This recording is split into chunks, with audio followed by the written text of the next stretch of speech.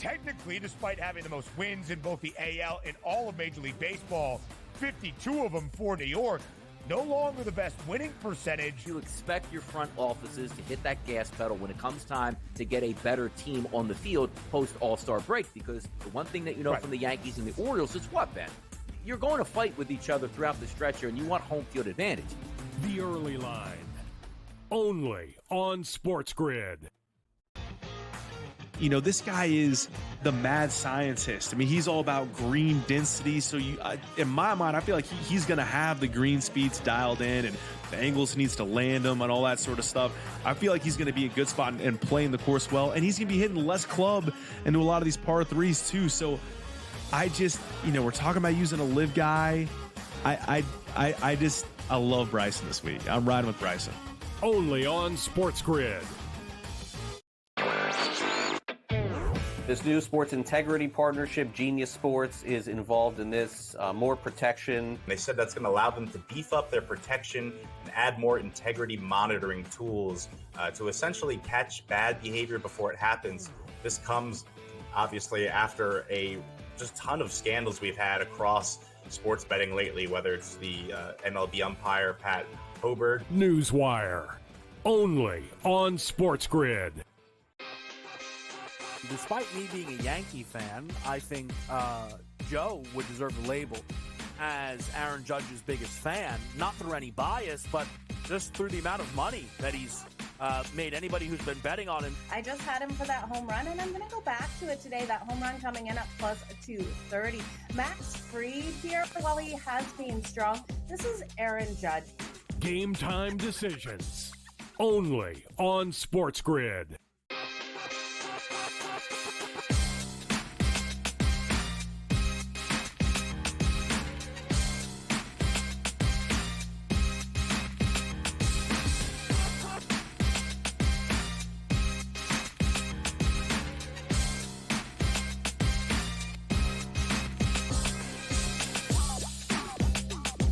Welcome in. It's a big time, game time decisions here on SportsGrid. I'm Kevin Walsh with you for the next 2 hours as we will closely follow the Open Championship. We will talk about a wild day for Team USA, men's and women's basketball, and hit a full Major League Baseball board. Let's start there because we got to give you some juice. Let's go quick pick style. Cubs, money line. I'm going to be interested in playing on Shota and Minaga in the second half, if this price is any indication. At home against Brandon Pfaadt. Excuse me? Minus 124 on the Cubs here. No hesitation. One of my favorites. Not my best bet.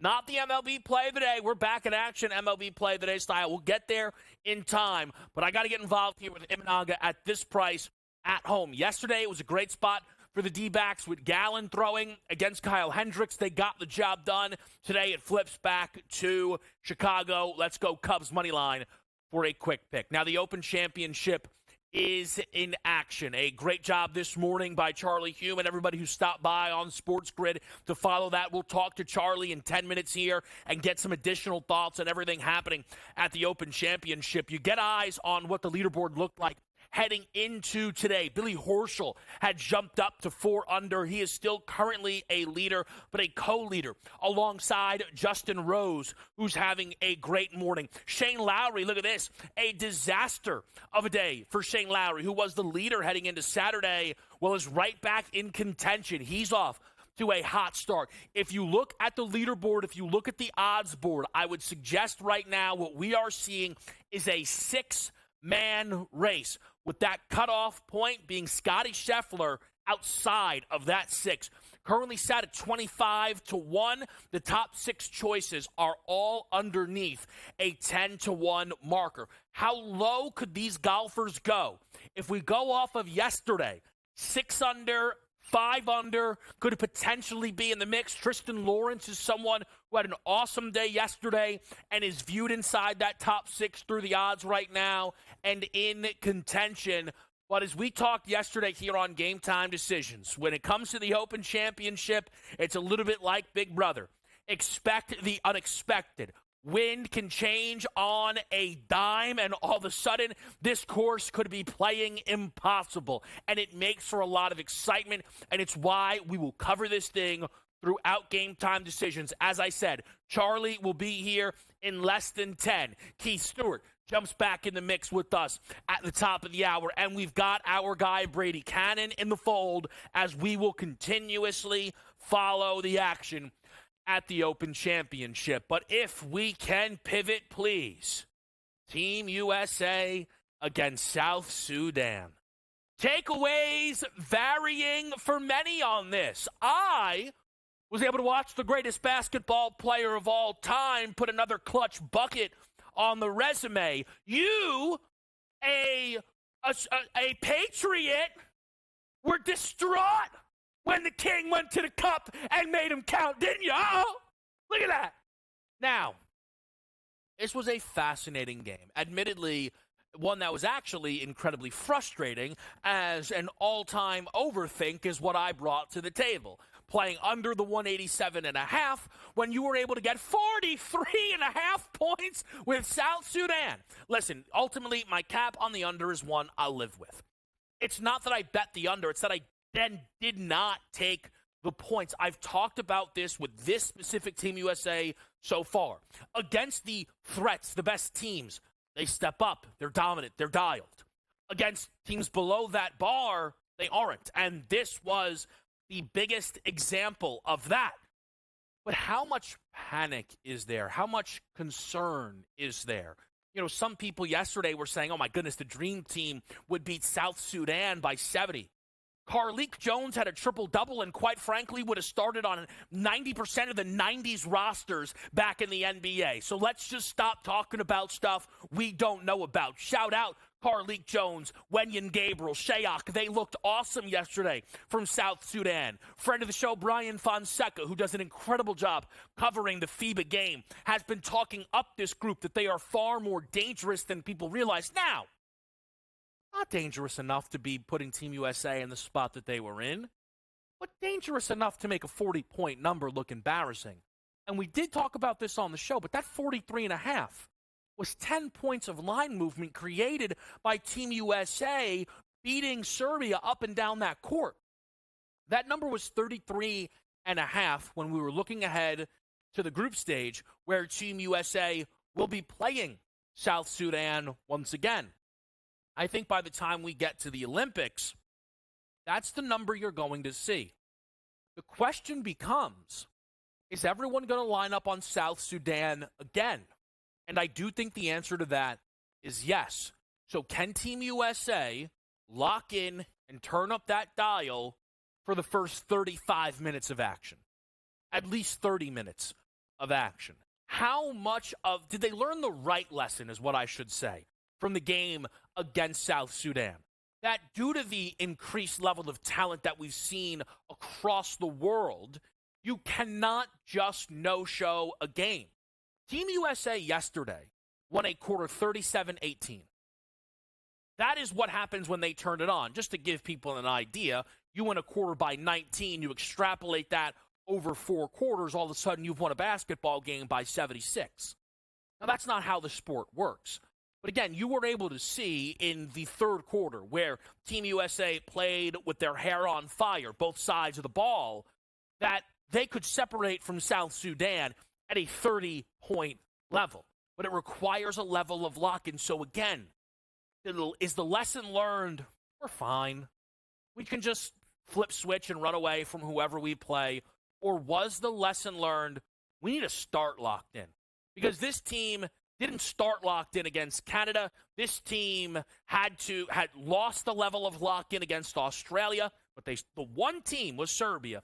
And we saw what that looked like. Again, just some odds for this men's side of Team USA. Huge favor to win the group and a monstrous favorite to win gold at over -400 for this group here. And still a number that ultimately I expect to be a winner for Team USA on the men's side, which is dropping a tick at -430 right now. What about the women's side?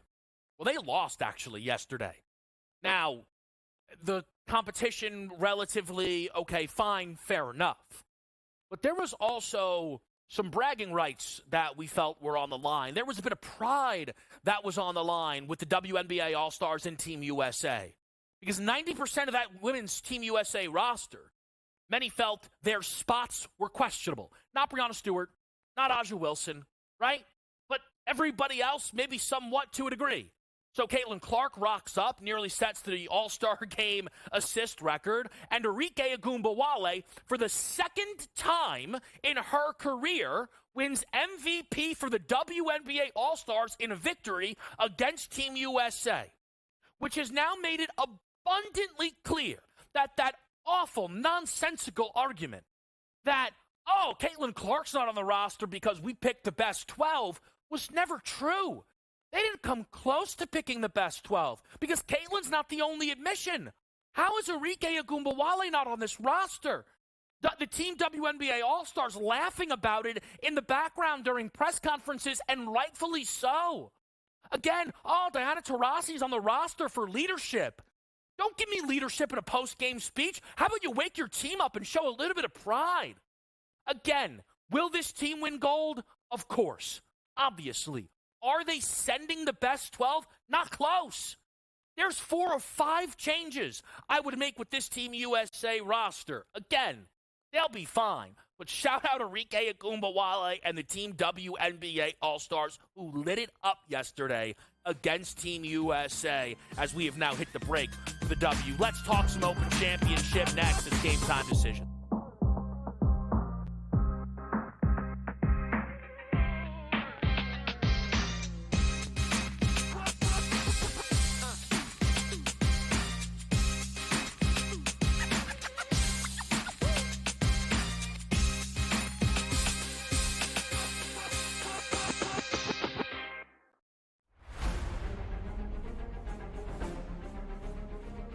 One of the many exciting things about joining Live was being able to come here and play in front of a Spanish crowd, especially on a level of event and level of competition that I hadn't really yet enjoyed, right? I've been able to play events in Spain. Here in the beautiful Valderrama, which some say is the European Augusta, it's so special. There's so much history here. There's so much Spanish history here.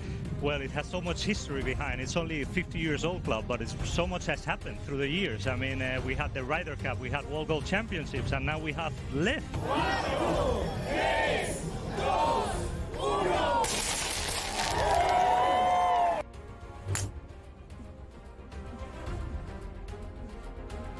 I feel like when there's this wind in this golf course is so difficult that it's equally stressful no matter when or where you're playing it. But it was fun. It's always fun to be back home and be with the home crowd. It's always a joy to have this many people supporting me all day. It's so much fun. OMG, what did we just witness? Our first ever double playoff in Live Golf history. I am so pumped up right now. So much happened on the last 5 minutes. I mean, it looked like it was going to the Crushers and Annie Barton winning, and all of a sudden then Abraham holding a chip, David Puig birdie eight, then that little putt from Annie Barton on the last. I mean, it was great watching.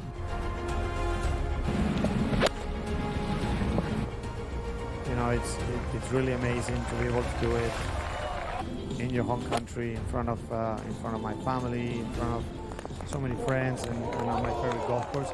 So it's obviously super nice.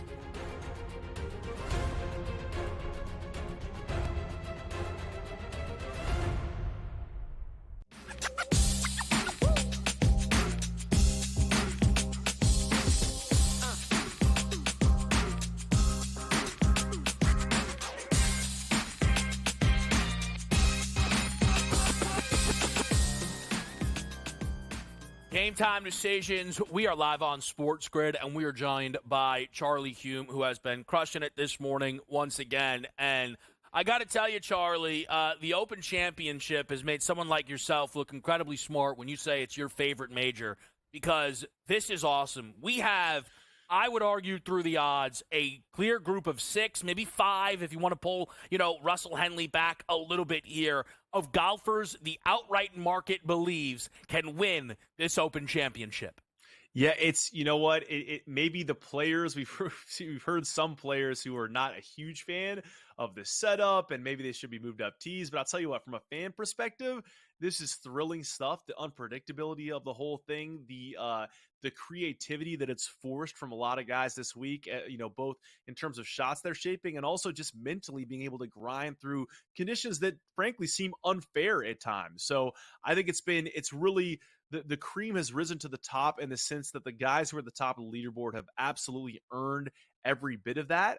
Now, looking at that board right now, we just had Billy Horschel drop a shot, bogeyed to fall back to 5 under. You and I were talking in the break. Scotty Scheffler was making a run, looking like he was about to charge up the leaderboard, and he makes a double bogey at the 9th, 3-putts it from 7 feet, which is just kind of a shocker after birding 7 and 8 to get to 4 under and should have had him right there 2 shots off the lead. But the guys at the top there, you got Justin Rose at 6 under, and then Tristan Lawrence, a South African, who is he's won about 4 times on the DP World Tour, and he is not going away, really proving that he is comfortable with this style of links golf. And then, of course, you got Xander at 5 under and now Billy Horschel at 5 under. So, I mean, I think that group, and then throw Shane Lowry in there, who, to his credit, bounced back from yesterday's 77, is 3 under through 10 holes today, 4 under for the tournament. So it's going to be a nice little pack here of guys going to the back 9. And I think the scoring is going to take an uptick because the wind on the back 9, that southwest wind, should help them score a little bit more than a front 9 that was pretty brutal for these guys. And that's kind of what I was trying to, at least, to the best that I could, set the table for people, is the way the wind factors in so much from front 9 to back 9 on the same day. You kind of don't necessarily know what it's going to be. Can I zone in on Scotty for just a moment here? Again, for Scheffler, what's a bad tournament outside of the top 5? I mean, the guy is just a monster on a different level. He's actually a plus price to finish top 5 right now, and basically before the double, that's where he was trending. Do you have a gauge on Scheffler? Do you think he still has any life in this tournament from an outright perspective? So here's the math I'd be doing on Scotty right now is he's going to the back 9 at a major championship, and the wind should be helping him on that back 9. And as he gets those last few holes, if you look at the forecast in Troon, there might be some rain coming into play, but the wind's supposed to die a little bit. So it's one of those things where it'll be a helping wind, but not so severe that it's, you can't stop the golf ball, right? So if you tell me those are going to be the conditions for Scotty Scheffler, I'm all the time going to bet on him making some birdies and making a charge and kind of getting back in the mix. The thing for him is we're almost, it used to be that basically when Scotty's putter was in a bad spot, there was 2 things that happened. Either he showed up, struck it like, prime Tiger and couldn't putt to save his life and was like a lock to finish top 10, or he showed up, struck it like prime Tiger, putted above average, and he won going away. We're seeing more of the former this week, more of that old version of Scotty. Had a poor performance yesterday, and today, not putting great. So it all just depends on what's going through his head. He looked very dejected after that double at 9. And so can he get it together mentally, just grind to finish and make some putts where he needs to? Then I like him, but it's just, that's such a tough way to make the turn with that double. It's just, it's tough to say for him right now. Can I then just pick out, and I shouldn't do this, but I can't help myself. These are kind of the debates that always happen within like the basketball world. But Xander Schauffele feels like a win away from trying to argue that I've had the best season of any golfer, because all of a sudden that's 2 majors that he would win. And Xander is right here, Charlie. I mean, current leaderboard that I see, 1 back. And according to the odds, he is the favorite right now at 2-1. Yeah, he's Data Golf, same thing, loves him. They give him the second best chance to win this tournament behind Justin Rose. I mean, for me right now, like if I'm picking 2 guys to be there at the finish, it's going to be Justin Rose and it's going to be Xander Schauffele. And that's no disrespect to anyone else on that board, but it's for Rose, it's the major pedigree. It's having won once in 2013 at Marion, and also being a veteran Ryder Cupper and knowing how to play in these conditions. And for Xander, it's a guy that's one of the most talented players in the world. The conversation we had around Xander leading into this year is best player to not win a major, wins one at Valhalla to kind of let some of that, relieve some of that stress. And now here he is, a shot off the lead. It would be the first guy to win 2 majors in a season since Jordan Spieth in 2015. And as I'm watching him here, just hit it to about 10 feet on the 10th green at True, and we'll have a look for birdie from there. So I love Xander and Justin Rose to be out there and battling it out. Would not be surprised if Xander gets another major this year, which would be a huge turn from where his legacy has been. Yeah, it would be remarkable. Charlie, because this is probably going to be the last minute that you and I have this weekend, if I just can again, shout out Jon Rahm. Did he save the season? In my eyes, he certainly did. I mean, he played he had one of the rounds of today. I want to see where he finished. So yeah, 3 under through 15 right now, 1 under for the tournament. Finishes. I mean, he's 9th right now. If he gets a top 10, I think it's something he can go back to his team and say, all right, we built a little momentum, we grinded a little bit, but I don't think, I mean, he's got to win like a live team or individual championship to even talk about whether or not the season wasn't a wash. At this point, like a top 10 is great, but Jon Rahm, I think, wants more than that. So it's a kind of a tough scene for him this year. It is, again, if you are judging the success of his season based on whether or not you bet him to finish top 20 at this tournament, then it's an incredible season. Yes. If you judge it on the actual standards of Jon Rahm, to Charlie's point, it's been wildly underwhelming. Though it is a nice note to leave it on. Charlie, appreciate it. Incredible coverage this weekend with the Open Championship. Enjoy the rest of the tournament. Thanks so much, Kevin. I'm going to go park in front of a TV for the next few hours. So y'all enjoy. Yeah, absolutely, man. All right, Charlie Hume there again helping us break down the Open Championship. We're going to sneak over to this baseball board here. There's a lot of juice on a Sunday for the people. We'll get into that next. It's Game Time Decisions on SportsGrid. We'll be right back.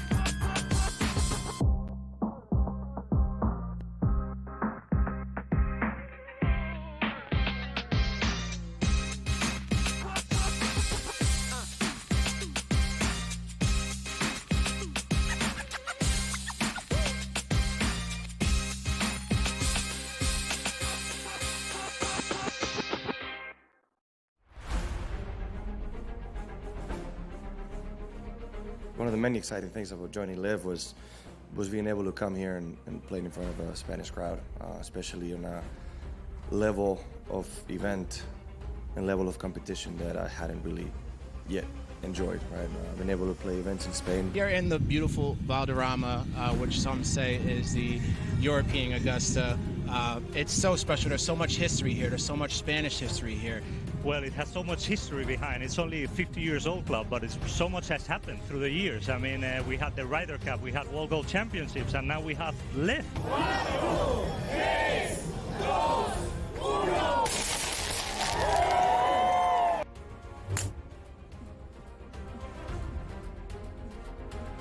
I feel like when there's this wind in this golf course is so difficult that it's equally stressful no matter when or where you're playing it.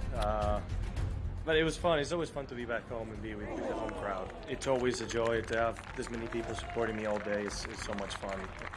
OMG, what did we just witness? Our first ever double playoff in Live Golf history. I am so pumped up right now. So much happened on the last 5 minutes. I mean, it looked like it was going to the crushers and Annie Barton winning, and all of a sudden then Abraham holding a chip, David Puig birdie, then that little putt from Annie Barton on the last. I mean, it was great watching.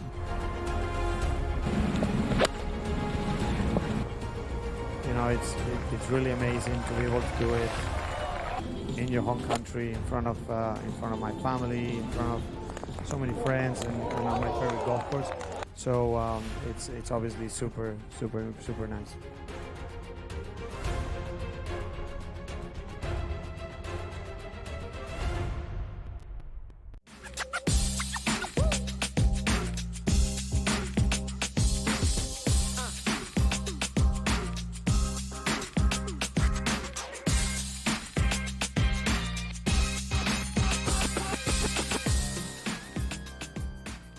Live with you on a Sunday morning. We are keeping all tabs on the Open Championship.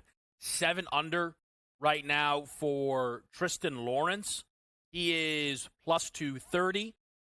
Just to give people an idea, and we'll go week-to-week comparison.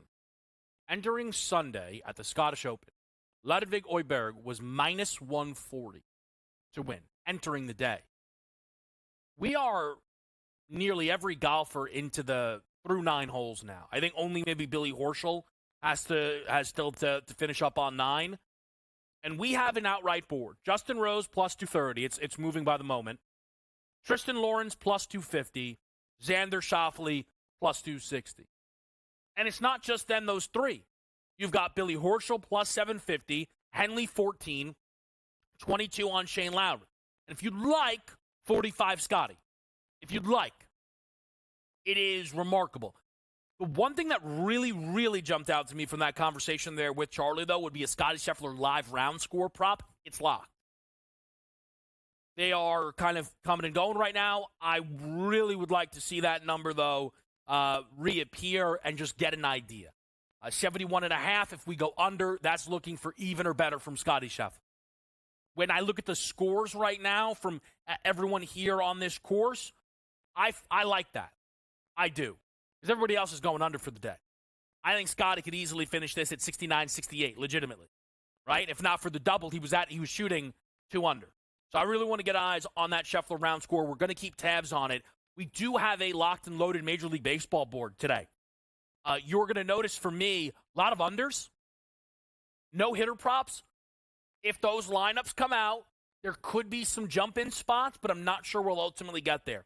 Some things are a little expensive today. Some guys that I'm not expecting to maybe even be out there. But let's just kind of run through what I've locked in and then other stuff I circled up. I have 2 to record a win bets. Joe Ryan and the Minnesota Twins, and then Spencer Schwellenbach of the Atlanta Braves. Joe Ryan is at plus 150. Schwellenbach is at plus 180.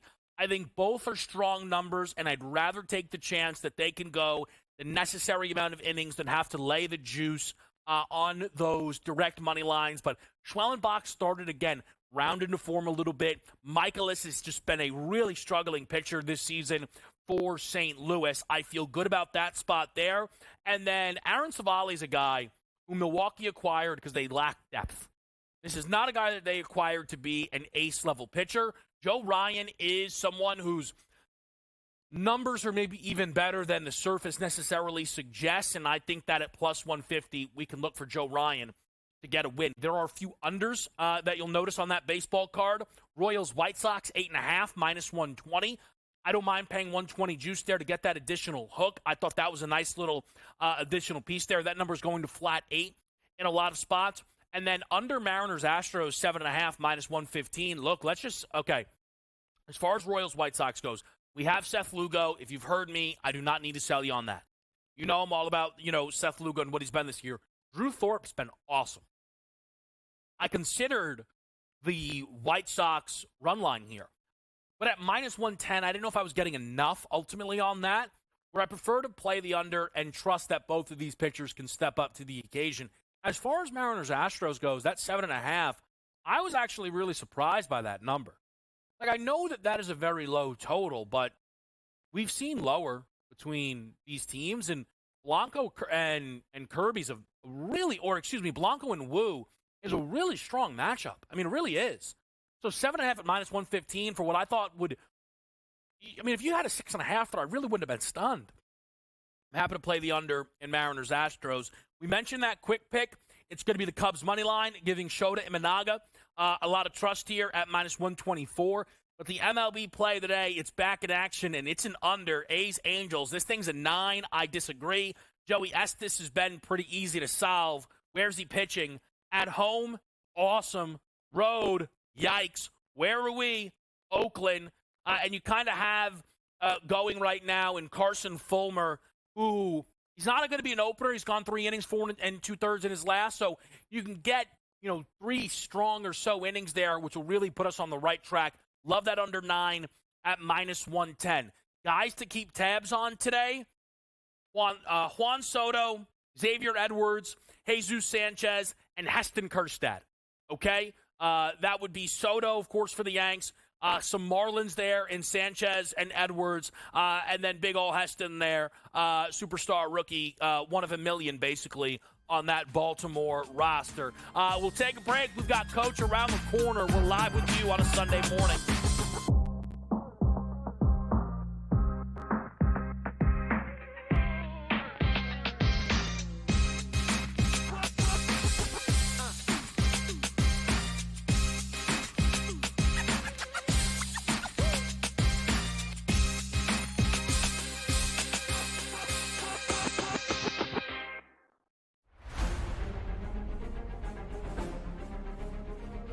one of the many exciting things about joining Live was being able to come here and play in front of a Spanish crowd, especially on a level of event and level of competition that I hadn't really yet enjoyed, right? I've been able to play events in Spain. Here in the beautiful Valderrama, which some say is the European Augusta, it's so special. There's so much history here. There's so much Spanish history here. Well, it has so much history behind. It's only a 50-year-old club, but so much has happened through the years. I mean, we had the Ryder Cup, we had World Gold Championships, and now we have Live. 1, 2, 3, 2, 1.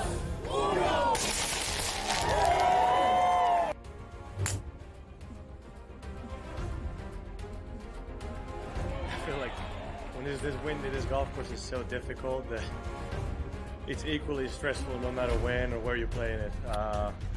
But it was fun. It's always fun to be back home and be with the home crowd. It's always a joy to have this many people supporting me all day. It's so much fun. OMG, what did we just witness? Our first ever double playoff in Live Golf history. I am so pumped up right now. So much happened on the last 5 minutes. I mean, it looked like it was going to the crushers and Annie Barton winning, and all of a sudden then Abraham holding a chip, David Puig birdie, then that little putt from Annie Barton on the last. I mean, it was great watching.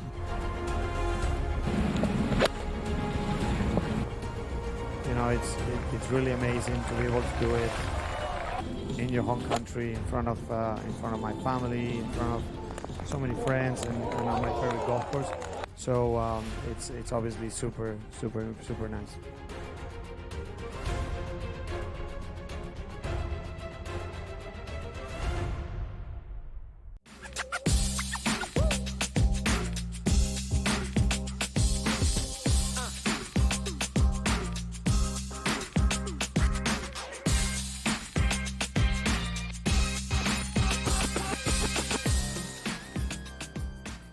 All right, we're live to right here on the grid. The Scheffler round score prop, it reopened at 70.5. You are getting plus 115 now on the under. I just struggle a little bit now. Live golf betting can be tricky when you talk about round scores and things like that because, you know, you can be a little bit behind, and I don't know if I'm ready to the 70.5. It was minus 175 on that 71.5. You know, I'm sure a lot of you out there might have some boosts and stuff. I thought you can get that to a respectable range and trust that Scotty would not be shooting over par here on the back nine. At 70.5 now, I have my hesitations. I do. One more quick look, live board here. You're still seeing that top three in Rose and Lawrence and Schauffele, but Billy Horschel really creeping up now. Plus 650. So you're seeing a lot of respect right there now with everything that we have going on with the Open Championship. We're going to bring in Coach James Young. JY's here. JY, huge day of basketball, ma'am. And what I do want to do for people, though, is just keep the picks rolling, and then we can get into what was a wild day for USA basketball, both men's and women's, because we have the Summer League semis. And I'm sure for some betting Summer League, you know, earlier there was excitement. You're getting some rookies. You're getting some props. We're now, kind of seeing guys not play. Bronny didn't play last night. Sarr didn't play last night.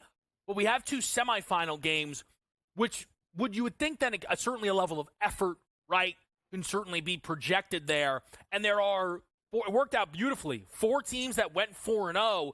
So, JY, start here with this. Memphis and the Clippers. Memphis laying 5.5 total, 180.5. Are you betting this game? Listen, this is going to be a good one here. I'm going to go with Memphis minus a point. They've been absolutely steamrolling people throughout Summer League. You look at a guy like a Jackson, it's played relatively well. If you look at the games, they've won by 11, won by, I think, 6, and then 10 and by 20. And they've played relatively well. So I'm going to go ahead and I'm going to go with the Grizzlies here. We'll see how much Zach Edey plays, if he plays at all. But you see, if they're looking Gigi Jackson playing 32 minutes last game, Scottie Pippen Jr. playing 29 minutes. Like, Kevin, they're kind of going for it a little bit here. As long as everybody plays, Jalen Wells, 34 minutes last game. I like the Grizzlies minus the points.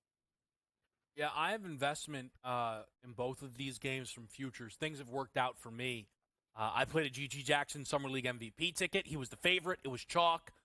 But I expected G.G. to play the whole way, and Memphis had a great roster. So far, that's everything that's worked out. G.G., I would be stunned if he didn't win MVP if Memphis ultimately wins this whole thing. The other investment I have is on the Golden State Warriors outright. And the reason I played the Warriors outright, Coach and I had a good conversation around this team. If Pods and Trace Jackson Davis played the whole way, I thought they probably would be the best team. But I couldn't decide between the two from the MVP, and I worried about them being shut down. Well, they have been shut down, but they're here. So it's nice that they're here, but I bet a 7-1 number before this all started, and due to Pods and Jackson Davis not playing, Coach, they're 6-1 to win the Summer League anyway. They're up against it against Miami. Do you think they can pull off the upset? My concern is the fact that they're not going to play. And if you look at Summer League, Kev, if we're going to say a team that's looked like the best so far, it's hard to go against Miami, right? I mean, did you, Kevin? They were 32-7 last game versus the Raptors. 32-7. That's saying something. And Wares looked really, really good, almost like a double machine. Like a guy like Josh Christopher, right? A guy that's been in the league trying to kind of like revitalize his career. They got enough guys there that, and Miami's a team that's always competitive. They want to win things. I think it's important for that culture. Give me the Heat minus the points. I know you got the other way, but I'm going Miami minus the points. I have the other way from a futures end of it. I get the play. Khalil Ware has been awesome. Miami did it again. We knew that in the moment, if I may. And I probably shouldn't bother, but I can't help myself. Because I've had to listen to a lot of people who admittedly don't know or care about basketball tell me the level of disgrace that it was that Bronny, due to the statistics that he had put forward, found himself drafted at 55 overall. And there was a few, but one player specifically in round one who, again, these people largely are completely unaware of, who was drafted that all of a sudden made the Bronny pick look like a steal. And that was Milwaukee's pick at 23 with A.J. Johnson. And A.J. Johnson, just know that you owe Alex Sarr a little bit of love, and you owe the fact that nobody really cares a little bit of love. 0 for 12. 0 for 7 from 3.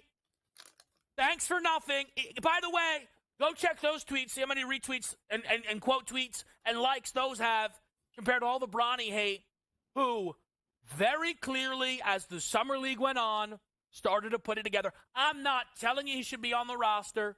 I'm certainly not telling you bet him for Rookie of the Year. But we still have people who are falling over themselves to tell you that Bronny being drafted was an affront to basketball. And, Coach, we are consistently now, I think, in Summer League seeing that's not the case. Well, listen, Kevin, first things first. And this is what I wanted people to understand. I even said this yesterday. Folks, we got to pick a lane here with Bronny. Is it the last name, and we throw away where he got picked, or he got picked? He got picked 55th. Those are projects. They're projects. Second round, particularly at back half, Kevin, is a crapshoot, right? So, hey, at the end of the day, Bronny can defend. He's shooting the ball a little bit better. That's what we need to see out of him. He's playmaking. When it comes to Sarr, it's amazing how, and you know this, Kevin, I said people to take Ricochet 3-4 weeks before the draft because I just didn't believe in this kid. I honestly feel like Washington is a team that has no idea what the hell they're doing. First, you take him. Because I honestly think, Kevin, they wanted to try and get the one, because I don't think they wanted Sarr. I think they wanted Ricochet. At 2, why not just take Donovan Clingan if you needed a rim protector? But then the crazy thing is this kid Sarr can't shoot. And then you go sign Jonas Valanciunas for a 3-year deal. Like, someone's got to explain this to me, what Wash is doing. So now what are you doing? We talked about this. All right, listen. Shout out to our guy, Sammy Yarnell. You ain't sitting Bilal Koulibaly. You're not sitting Koulibaly. You're not sitting Kuzma. So you're going to sign Jonas Valanciunas to be a backup at $10 million a year? I just don't understand what the hell Washington was thinking. If that was the case, Kevin, and if you thought you were going to sign Valanciunas, you don't want Klingon, go take Reed Shepard. Go take Stephon Castle. Go take one of them. Yeah, so to me, I think, I prefer to both Reed and Castle as prospects. I still like Sarr. I ultimately want to say he'll be fine, though, again, 0 for 15 is nuts. But he isn't starting Alex Sarr. He should have significantly longer odds to win Rookie of the Year than he currently does. Just one final thing. Pacome Daddier. Yep, less than 7 points on about 30% shooting. Ronnie, significantly better than the kid the Knicks drafted 30 slots before him. We are coming up against the break, though. So I will allow all Knicks fans. Be happy about the Marquette kid. No, I know. I know. I'm telling you right now. Listen, Brunson's going to – listen, Dibs is going to send Brunson on a vacation so he can play Kolek about 42 minutes during a random November stretch just to give himself a little bit of extra burn. Boy, nice. Team USA. Ooh. Men's and women's. Which performance was more concerning yesterday? We'll get Coach's thoughts next.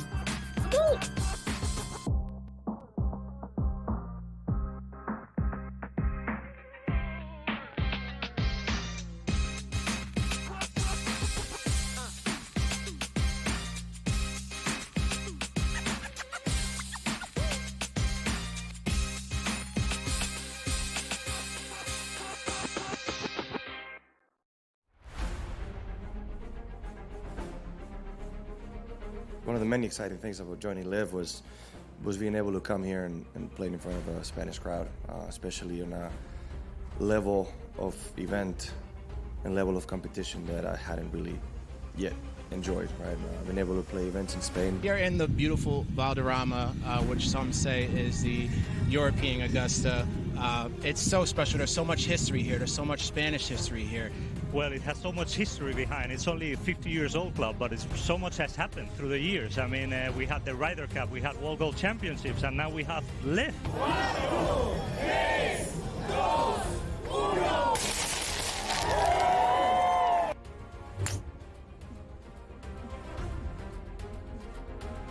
I feel like when this wind in this golf course is so difficult that it's equally stressful no matter when or where you're playing it.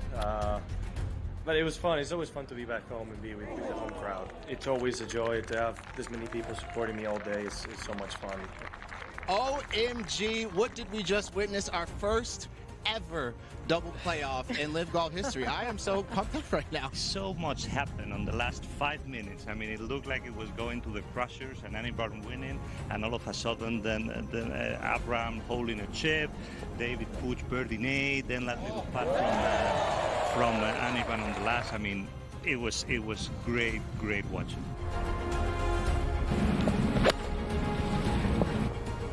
You know, it's really amazing to be able to do it in your home country, in front of my family, in front of so many friends, and on my favorite golf course. So it's obviously super nice.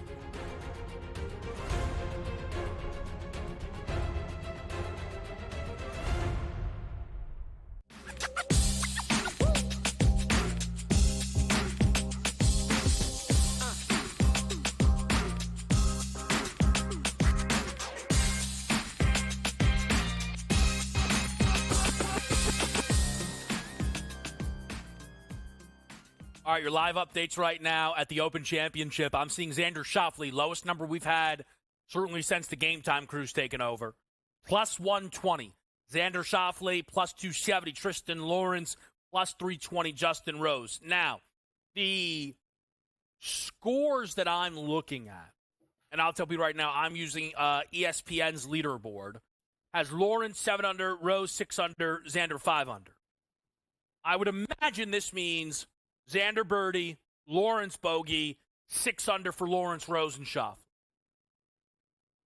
That's what I would imagine we have coming up here. But maybe those scores are not in just yet. That's just kind of where the balls have landed, and then they still maybe have to make some putts. All right, and that leaderboard that I just read out is the same as FanDuel is showing, because they show theirs as well. So a moment here for Schauffele, but again, not separation, just due to pedigree and now being 6 under. But now, see, it says Lawrence is at the tee. So are you telling me we have Xander Schauffele at plus 130, a shot back? That's a little, Tristan Lawrence at 3-1 is a nice play. He's a nice play. He really is. You're shot up, right? And you're heading into 11. The others are through 11. So you have a hole in hand. He's been playing great golf. Doesn't have a bogey yet. I mean, I'm sure he'll get one, right? But let's just say you get into a playoff. And I'm going to ask the crew if they can locate a playoff price for me, if there's anyone offering that. But if you get into a playoff and you get Lawrence at 3-1, I don't think that's terrible. Just stuff we'll keep our eye on. We got Coach James Young here with us. JY, we left this off. Team USA men yesterday win 101-100 against South Sudan as a 43.5-point favorite. Team USA women lose 117-109 to the WNBA All-Stars as a 6.5-point favorite. Whose performance yesterday was more concerning? Oh, it was the men. Kevin, I came on with you yesterday and said I was going to take the men minus 23.5 in the first half. And they were up 1 at the end of the first quarter. And then they proceeded to play some of the worst defense I've ever seen. You want to talk about Swiss cheese? And listen, it was a buffet, and they were all getting cooked. I mean, even Brad was getting cooked on the perimeter one-on-one by these. Who? Sudan. Yeah, LeBron got his Engelsberg a little bit, at one point. You mean game winner LeBron? Yeah, listen. Game winner LeBron. I don't remember the Michael game winner in the USA uniform. It should have been game winner LeBron because Anthony Edwards hacked the what out of that dude at the end of the game. They should have been on the foul line, down 1 with a chance to win. Wow. But there was no way. Not a patriot, people are saying. Yeah, and shout out to my South Sudanese people. But anyway, by the way, Royale Ivy, we got all these. Kev, someone better call Royale and Royale with cheese get this brother a job because they look good. Listen, Kevin, it was a concern, and it was a concern. Some of the things we talked about. Perimeter defense was a concern. They had to put Derek White in the game in the fourth quarter because they needed his defensive tenacity and his ability to shoot. 3-point shooting. Oh, my Lord. Oh, my Lord. Oh, my Lord. So, to me, you got to take this as a glass half full. Kevin, let it happen now. Let it happen now. Let it happen where we play our F game, a team plays our A game, their A game, and then we got to find a way. I will say this. I don't care what the spread is. First quarter USA, South Sudan, group play, I'm taking the Americans. They may be up by 20 after 1 when they see them again. They did flash an ability to dominate that team. I will agree with you that the more concerning performance would be Team USA because they are just in more danger due to the level of talent that they will go up against compared to the women. So it would be concerning that Team USA might show up to a game not locked in. It's an exhibition against a team they were laying 40 against, and they were able to win with playing how many good minutes of basketball out of 40? 10? Yeah, maybe. 8, right? But again, what lessons do you... So I make this point. For me, I don't know Woodens Bruins or, when Michael was at North Carolina, when, Hakeem was in college. So just off of what I've seen, best college basketball team I've seen is the Platoon Kentucky squad. They didn't win a national championship. They were unbeaten into the Final Four. They lost to Wisconsin, who then lost in the national championship game to Duke. That team's biggest issue is they never learned. They thought they were invincible, including their coach. again, enjoy him, Arkansas.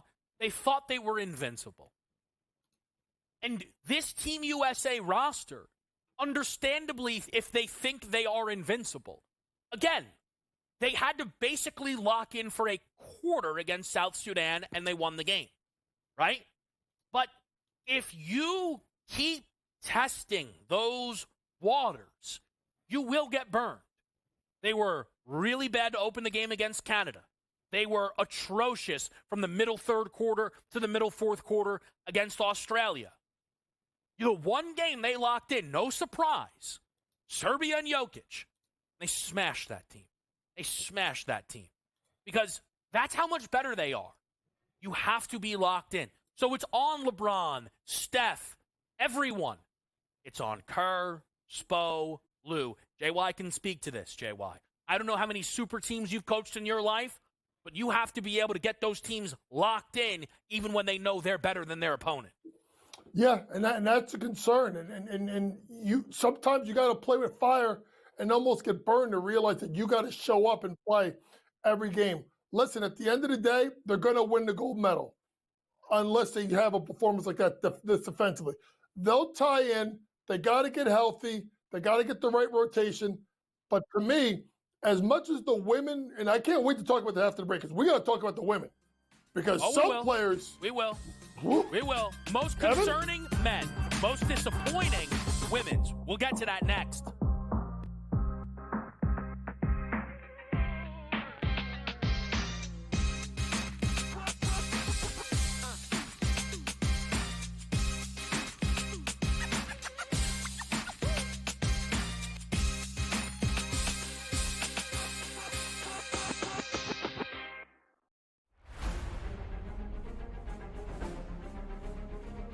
One of the many exciting things about joining Live was being able to come here and play in front of a Spanish crowd, especially on a level of event and level of competition that I hadn't really yet enjoyed, right? I've been able to play events in Spain. Here in the beautiful Valderrama, which some say is the European Augusta, it's so special. There's so much history here. There's so much Spanish history here. Well, it has so much history behind. It's only a 50 years old club, but so much has happened through the years. I mean, we had the Ryder Cup, we had World Gold Championships, and now we have Live. 1, 2, 3, 2, 1.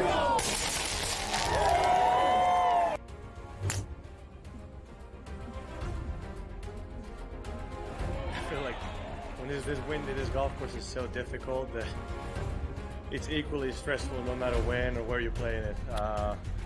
But it was fun. It's always fun to be back home and be with the home crowd. It's always a joy to have this many people supporting me all day. It's so much fun. OMG, what did we just witness? Our first ever double playoff in Live Golf history. I am so pumped up right now. So much happened on the last 5 minutes. I mean, it looked like it was going to the crushers and Anibal winning, and all of a sudden then Abraham holding a chip, David Puig birdie, then that little putt from Anibal on the last. I mean, it was great watching.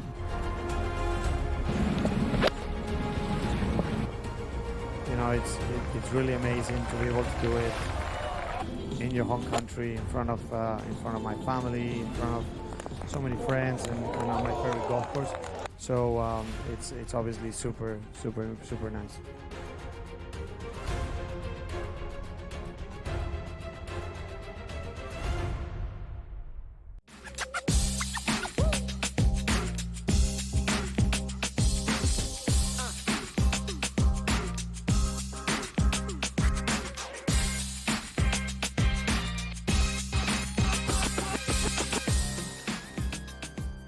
All right, let's get involved here. It's Game Time Decisions. We're live with Coach James Young. JY, if I may for just a moment, but we've got a lot of back and forth happening, okay?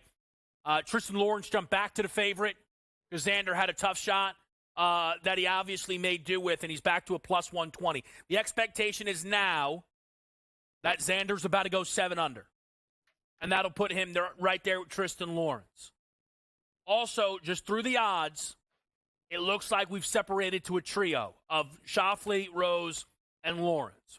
All right? We're going to keep tabs on that. But, Joe, I have to ask you about Team WNBA, Team USA.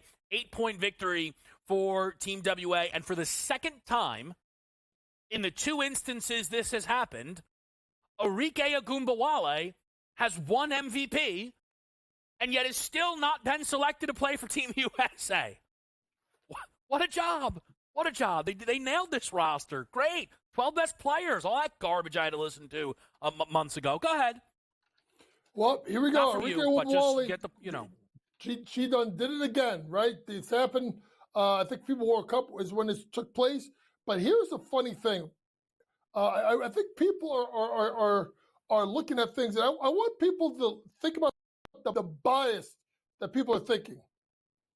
I count 1. I count 2, 3. I think 3 people that played at UConn, 3 people that played for the Phoenix Mercury, and I'm looking at the roster, and I don't think any of these players played at Notre Dame. Remember, Muffet McGraw and Gino Auriemma did not see eye to eye. People know that. So to me, you look at this roster, there are questions of who should be there. Arike Ogunbowale, after torching him last time, she should have been on the roster. She, to me, is the biggest omission. She could be over Chelsea Gray. She could be over Jewel Lloyd. You could argue Taurasi, but Taurasi's the golden standard, so I can't knock, you can't say anything about her. And maybe even Jackie Young. Jackie was a little more questionable. But to me, the third quarter happened, and she was just like, yo, I'm going to show all you jokers I'm the best player in this whole damn league. And we have a problem with Team USA overall at the guard spot. Stewie, Asia Wilson, I can't say enough, right? Kevin and I got the discussion. BG, okay. I'm going to give Nafisa Collier a pass. She's coming back from injury. But you got to look at this roster and say, is Arike Ogunbowale one of the 12 best players in the world? Yes. I know she didn't shoot the ball well, but I told everybody, take 10 plus assists. Caitlin Clark, she one of the best passers in the world? One of the best 10, 12 players in the world? Yes. You look at Jonquel Jones. She one of the 12 best players, but she can't play because she's from Bahamas. That's something we have to know about. If she's a naturalized citizen, that's a different discussion. But you can say at least Clark, Arike, both deserve to be on that roster. The starting lineup doesn't even make sense that they tossed out there. I mean, it looks like they didn't even take it serious. I'm sorry. There's no way that this is what they think their best their lineup is. That can't be true. Again, Aja, Stewie. Look, I said this last night, Coach. I don't know if you disagree, but if they played a 5-game series, I still think Team USA would win because Aja Wilson and Breanna Stewart are the 2 best players in the world. But I don't think I'd start Taurasi Gray or Lloyd with the current roster they'd have. I'd rather start Jackie Young, Kelsey Plum, and Sabrina Ionescu. Also, I'd start Nafisa Collier if she's healthy enough to start. I know that's obviously a tricky thing of it, but what? It's sloppy. It's sloppy, and it was a spot where I felt that I really didn't think they would be sloppy. There was JY, I refuse to believe that, they didn't care, right? Like, I know I'm willingly telling you that the men's side was not locked in. You could tell that they were all frustrated as they lost that game. These women cared. They wanted to win this game. This was competitive. You saw Taurasi after the game? She was pissed. Yeah. Kevin, it doesn't shut it up, but I think it makes for an intriguing second half of the year because these young kids showed that they're some of the best in the league. You and I at some point will handle second half outlook. It is resonating with me how much Caitlin Clark, though, is excited for her month off. JY, appreciate it as always. We'll lock back in Open Championship style next.